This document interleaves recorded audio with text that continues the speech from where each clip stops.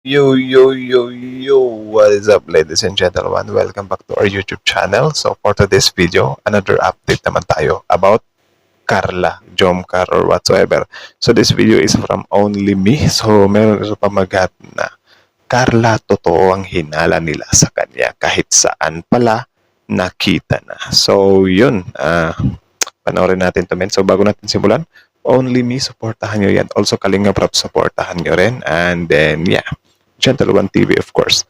So, ladies and gentlemen, without further ado, let's watch this video together. Again, the title of this video, Carla, totoo ang hinala nila sa kanya kahit saan pala nakita na. So, ano ba yan? Ano ba yan? Ano ba yan? So, again, it's been a while since gumawa ako ng video about kay Carla. Tagal na panahon na rin. Kasi lately is more on EDC.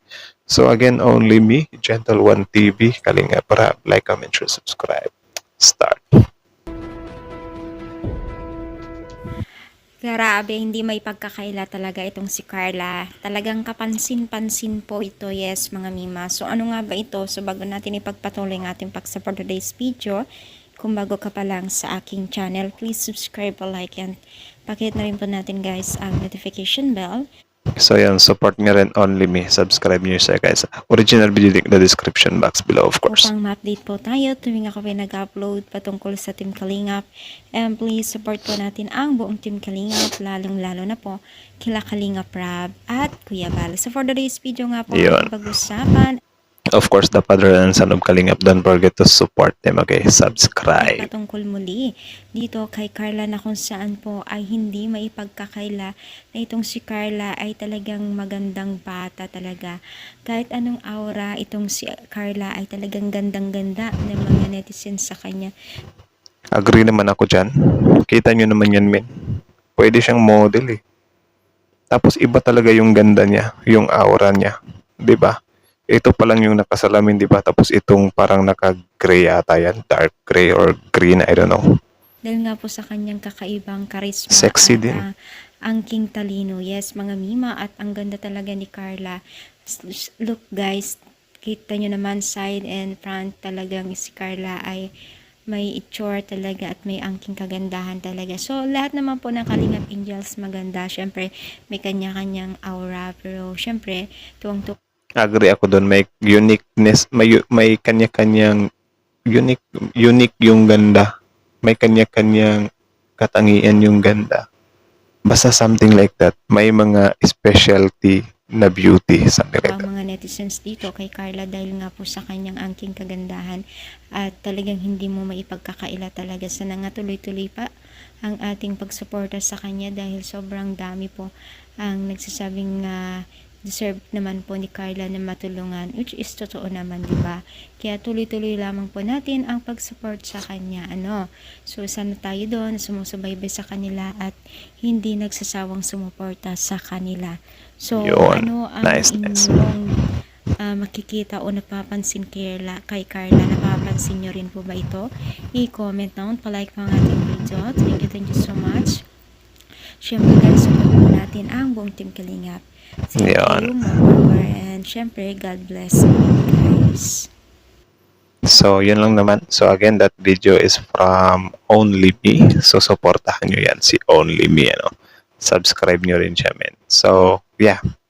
Also, Kalinga Prab, don't forget to support him. And ladies and gentlemen, our YouTube channel, don't forget to like, comment, share, subscribe too. So, kita nyo naman yun. Ibang klase talaga yung aurahan ni Carla, men. Kahit ako din tinitingnan ko siya. Maganda talaga si Carla, men. Kahit nung una pa man, kasi ang una kong binigyan talaga ng reaction sa mga angels si Carla eh. So parang na-expose ako sa kanya na siya parati yung nakikita ko. Tapos sumunod si Beyonce. Kaya pansin ko talaga na ibang klase din tong gandahan ni Carla. Like bagay talaga siyang kuhanin ng mga product. 'Di ba? Or tawag siya endorser. Yeah, bagay din siyang maging model, 'di ba? Kahit na may mga basher din siya, kesyo ganyan, medyo tumaba, pero yung mga basher naman kasi is random lang din naman silang or hindi nila ganong pinag-iisipan yung mga sinasabi nila, 'di ba? But yan, kita nyo naman. Unique talaga. Sobrang ano talaga. Iba talaga yung beauty niya.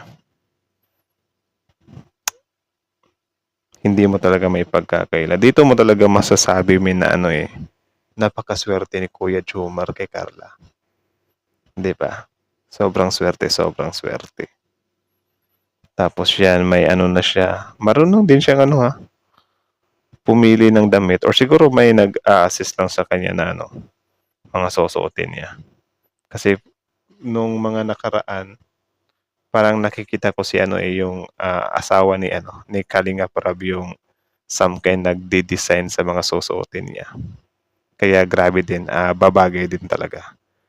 'Di ba? Parang ano ba siya, sinusuportahan din siya. Tapos bagay din sa kanya kung meron siyang glasses, 'di ba? Cute din, cute din. So yun lang naman, ladies and gentlemen. I know it's been a while talaga bago tayo nakagawa ng video about this Jomcar kasi na-busy tayo sa ibang channel natin So now baka balik-balikan din natin 'to pansamantala. Pansamantala, babalik na tayo sa pagbibigay ng reaction dito about sa Jomcar, EDC or whatsoever.